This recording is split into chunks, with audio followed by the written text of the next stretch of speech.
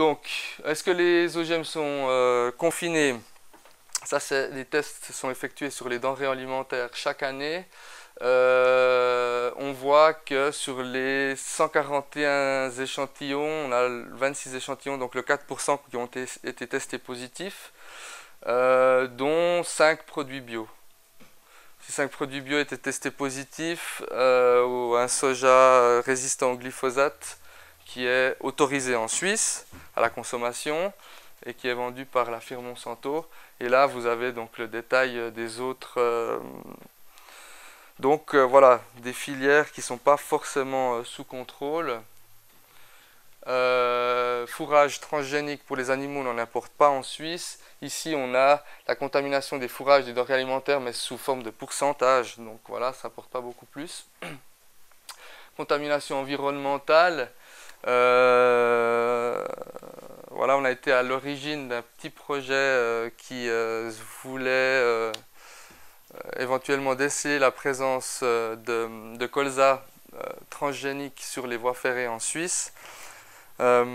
Pourquoi les voies ferrées? Parce que beaucoup de colza transitent sur les voies ferrées et qu'aussi les CFF utilisent du glyphosate pour désherber, et donc le colza tolérant au glyphosate sera soumis à pression de sélection positive, on va dire, par rapport aux autres colza sur les voies ferrées, et donc on aurait plus de chances d'en retrouver là, si on veut bien. Enfin, c'était l'hypothèse de départ.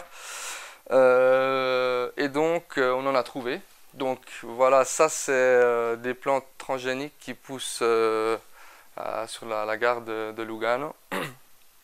Et ici, pour que vous ayez une idée, on a là des graines de colza sur la voie ferrée. Donc c'est simplement un wagon qui a été vidé ou nettoyé. Okay.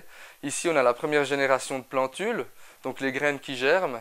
Ici une deuxième génération de plantules, c'est-à-dire que ces plantes vont faire des adultes qui ensuite vont disséminer des graines. Voilà. Donc on a testé ces plantes et on a trouvé des plantes positives. Donc il faut savoir que ce transgénique est interdit à la culture en Europe. Il est uniquement autorisé à la consommation, enfin il est autorisé à l'importation pour consommation animale et consommation humaine. Donc ça pose un certain nombre de questions. Je vais passer assez vite, mais certains seuils de tolérance, ce qu'il faut comprendre, c'est que les seuils de tolérance n'ont pas véritablement de signification biologique. C'est des seuils de tolérance qui ont une signification politique et qui ont été mis surtout pour permettre à une agriculture transgénique d'exister. Parce qu'un seuil de tolérance, on se rend compte que les seuils de tolérance appliqués finalement permettent la dispersion de milliers de graines transgéniques qui peuvent se disperser. D'accord ? Donc un seuil de tolérance n'a pas pour but d'empêcher la contamination, au contraire, il a pour but de la légitimer jusqu'à un certain point.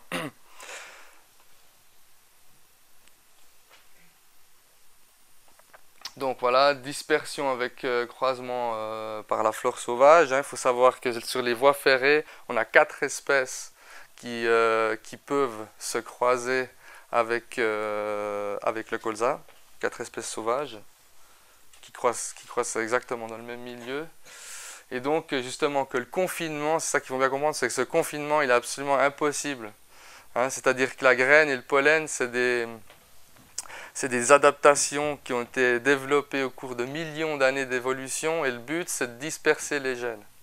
Et donc on ne peut pas faire fi de cette réalité biologique-là. C'est sûr que la graine elle va se disperser, c'est sûr que le pollen va se disperser. Et ensuite ça pose la question de la responsabilité. Dans ce cas précis, et ça c'est encore mal régulé par nos lois, c'est que c'est celui qui met en circulation qui est responsable. En l'occurrence ici, on ne sait pas qui a mis en circulation. Donc finalement, qui va payer pour la décontamination? Qui va payer pour les projets de monitoring de ces populations? Mais d'une manière générale, c'est le citoyen. Alors qu'il n'en a pas voulu. Maintenant, ici, voilà, je vous montre.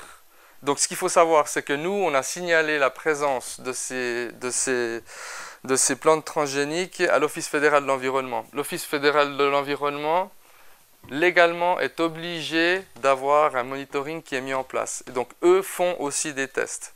Et ils sont allés exactement dans la même gare que nous et ils n'ont rien trouvé. Et nous, on leur a dit donc l'emplacement des plantes et ils sont retournés, ils ont pu confirmer nos résultats. Ils n'ont rien trouvé, pourquoi? Parce qu'un projet de monitoring, c'est un protocole d'échantillonnage, d'accord? Et ce protocole d'échantillonnage, il peut être, voilà, il a une certaine forme. Et leur protocole d'échantillonnage n'a pas permis de mettre en évidence ces plantes, parce que soit ils échantillonnent trop large, ou, enfin c'est égal. Je n'ai pas eu connaissance de ce protocole, donc je ne vais pas en parler. Ce qui est sûr, c'est qu'il n'a pas permis, lors d'un premier passage, de prendre connaissance de ça. Maintenant, si vous lisez la communication de l'Office fédéral de l'environnement en dernière ligne, ces découvertes montrent que le système de monitoring prévu est approprié pour détecter les plantes transgéniques dans l'environnement. C'est-à-dire qu'eux ont utilisé nos indications pour aller prendre leurs échantillons, puisque eux avaient des échantillons, ils pouvaient les déclarer comme leurs, et donc par la suite les utiliser en leurs propres termes. Hein. C'est des mots que j'ai entendus au téléphone. Et donc ici, Maya Graf qui a déposé une question au Parlement et qui posait cette question, alors que l'agriculture suisse est censée pour l'instant ne pas utiliser d'OGM, le fait qu'on en ait retrouvé finalement, est-ce que c'est juridiquement admissible et n'est-il pas en contradiction avec l'article 7, alinéa de l'ODE? L'article 7, c'est un article qui traite justement de la mise en circulation. Réponse du Conseil fédéral, ça c'est l'article 7.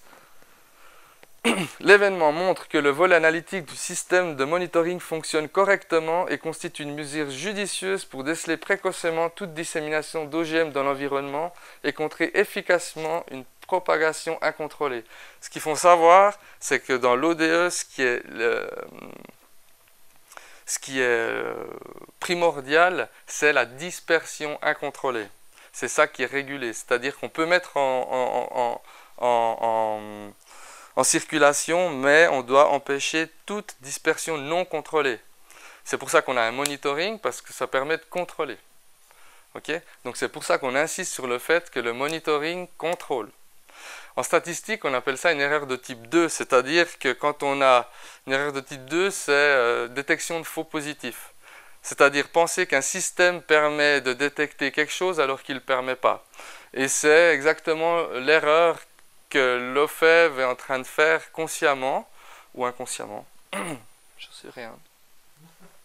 Mais voilà, un autre volet du contrôle. Donc l'aspect citoyen finalement, voilà, l'image de gauche, c'est finalement, voilà quoi, on va vous poser une question jusqu'à ce que vous ayez bien répondre ce que les OGM personne n'en veut, mais on va continuer de vous poser la question encore un moment jusqu'à ce que vous disiez oui. Et ici vous avez une publicité de Monsanto, une publicité qui va vous vendre cette technologie comme quelque chose de magnifique et un progrès pour l'humanité, alors qu'au fait, ce qu'il y a derrière, finalement, c'est questionnable. Donc, voilà. Donc, finalement, si on reprend ici, la question, finalement, quelle est la réponse, quoi, hein, qu'on souhaite? Donc, encore une fois, donc, les OGM sont arrivés sans que personne les demande et tout le monde les refuse. Et finalement, ça, c'est une idée de réponse, mais on en discutera certainement tout à l'heure. Est-ce que la réponse souhaitée, c'est finalement qu'on voudrait que le progrès soit considéré comme un progrès technologique avant tout et qu'il puisse que être considéré dans ces termes-là? Est-ce que la réponse c'est justement, puisqu'on sait faire, on a le droit de faire? Hein, c'est toutes des questions que Frédéric soulèvera peut-être tout à l'heure. Ici, l'Eurobaromètre, donc on a posé des questions à des gens. Souhaitez-vous que le développement de nourriture génétiquement modifiée soit encouragé? Donc la réponse en Europe, 61% non. En Suisse, 71% non. La même chose sur le clonage animal. En Europe, 70% non. En Suisse, 86% non. Donc c'est assez clair. Mais maintenant, si on pose la question à ces mêmes personnes, est-ce que vous pensez que dans 20 ans, les biotechnologies auront un impact positif sur votre vie? Ces mêmes personnes répondent oui. Et Donc c'est vraiment là que je pense se situe une partie du problème, hein. Et c'est là que je pense qu'on va en revenir tout à l'heure. Donc ça, je zappe. C'était une partie... ouais.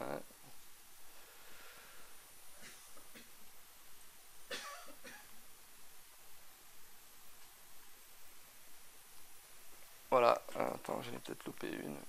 Voilà. Donc finalement, c'est là que je voulais en venir aussi avec la diade tout à l'heure, où on voit que finalement, ce qu'on veut pas aujourd'hui, on arrive encore à nous le faire considérer comme bénéfique pour demain, c'est des produits sans contrôle et un processus hors contrôle finalement. C'est quoi qui fait que même quelque chose qu'on ne veut pas aujourd'hui, on va encore le considérer comme potentiellement bénéfique pour demain, s'il est technologique, c'est un processus. Et ici on regarde finalement, c'est toujours un eurobaromètre, hein, on demande aux gens s'ils ont entendu parler des OGM, des nanotechnologies, du clonage animal, de la biologie synthétique, des banques de gènes.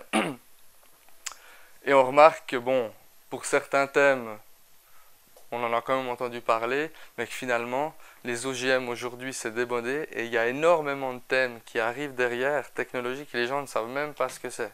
D'accord ?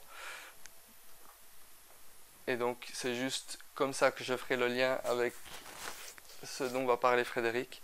C'est que les OGM, c'est juste une étape qui est démodée, donc au sein d'un processus d'évolution technologique qui s'auto-amplifie, et puis qui nécessite peut-être un changement de paradigme pour le contrôler. Donc peut-être que finalement se focaliser sur les OGM, c'est pas forcément la bonne question. Alors, faut-il le contrôler? Est-il possible de le contrôler? Ça, c'est toutes des questions qui restent ouvertes.